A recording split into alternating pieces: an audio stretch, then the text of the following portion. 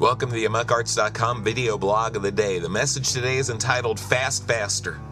This discipline is probably the most controversial and the least understood, so I want to start off by saying what fasting is not. Fasting is not some sort of holy hunger strike. It's not something you do to change God's mind. It's not saying, God, I'm not going to eat again until you see fit to do what I want you to do. First of all, that's called a tantrum, and you should have been over that before you went to kindergarten. And second, because if you think you're going to convince or force God to do something outside His will by not eating, well, you're going to starve.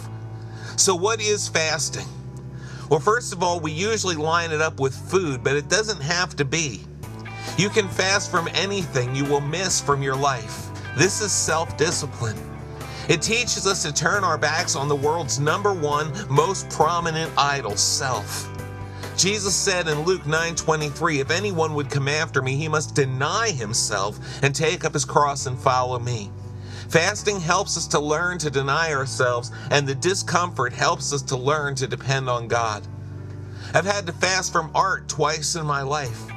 The first time was when I was clearly over the top and in idolatry to my work, putting it before God. It needed to be out of my life for a time to help me get back on track with my Lord. When I gave it up, the promise I made to God was that I would never pick it up again, never pick up a brush again until I was doing it for Him.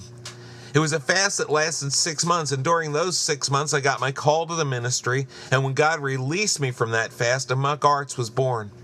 The second fast came at a time when I could feel my balance slipping, and I knew it was time to slow down and reconnect with the source of my power. Fasting doesn't change God. Fasting changes you. Examine your life, your priorities, and most importantly, your relationship with God. Do you need to fast from something right now? Don't put it off.